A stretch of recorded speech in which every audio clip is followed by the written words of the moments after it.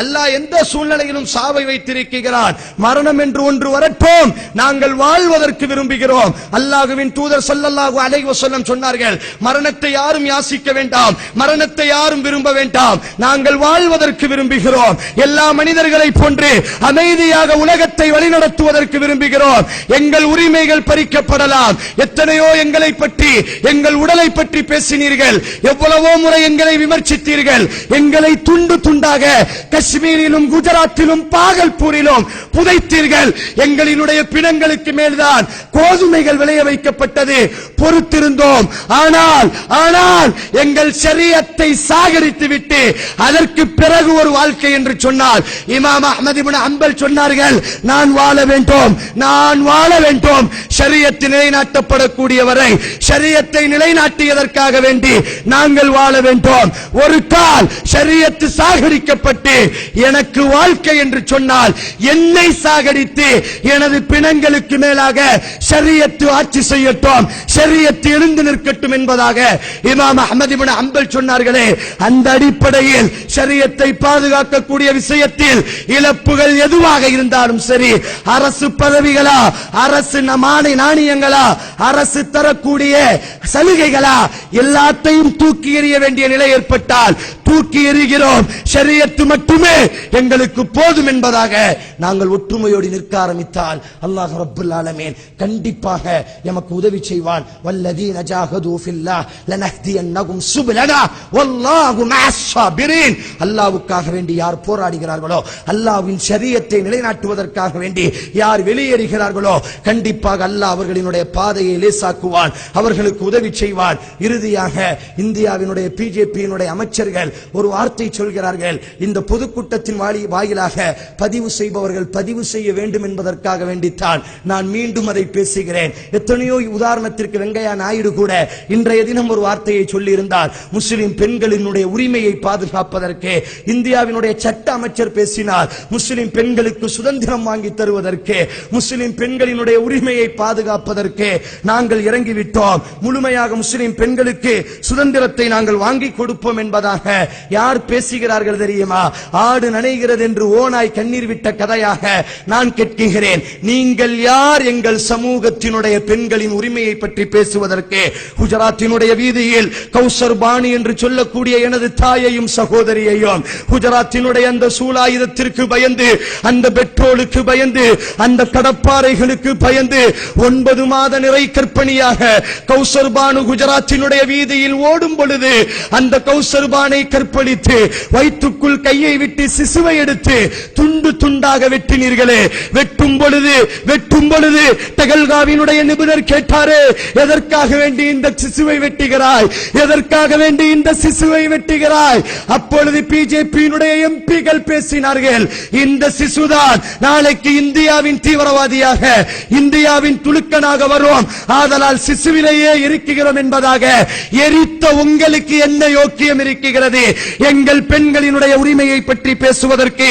குஜராத்தினுடைய வீதியில் பல்கிஸ் பானு என்று சொல்லக்கூடிய எனது சகோதரி சூலாயுதத்திற்கு கண்டு விரண்டு ஓடும் பொழுது ஆயிரக்கணக்கான நபர்கள் ஒரே ஒரு பல்கிஸ் பானுவை துடிக்க துடிக்க கற்பழித்தீர்களே.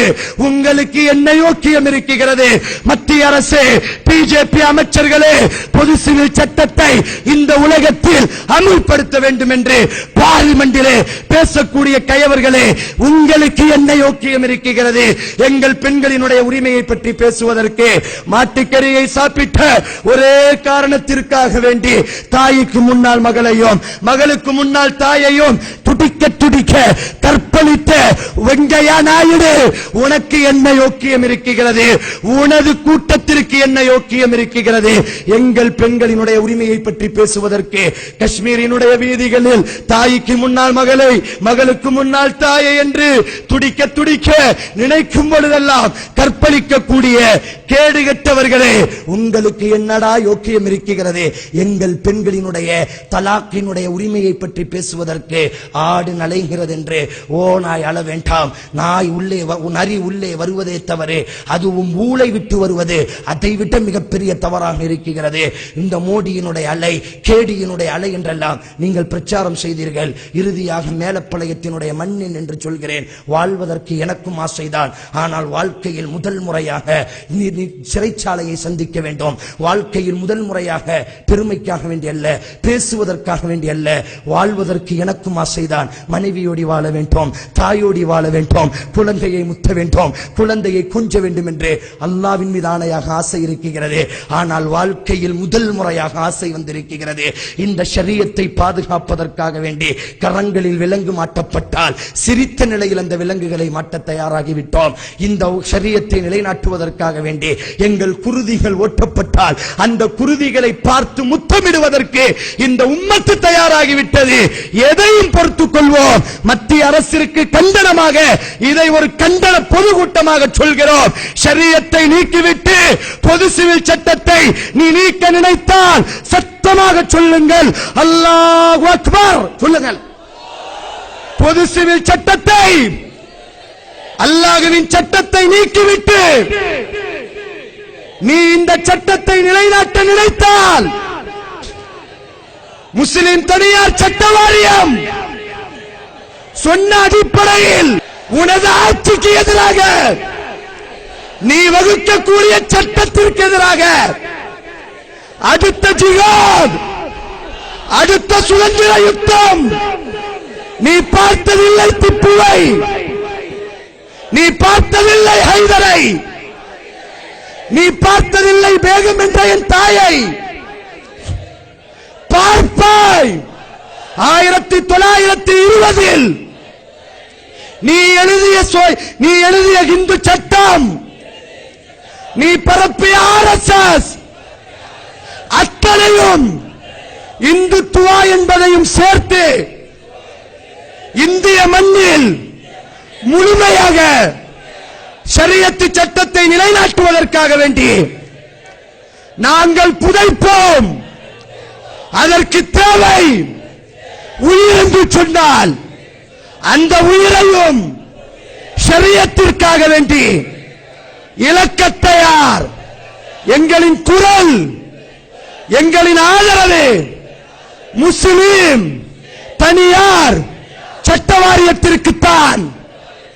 எந்த சூழ்நிலையிலும் எந்த வடிவத்திலும் பொது சிவில் சட்டத்தை அனுமதிக்க மாட்டோம்.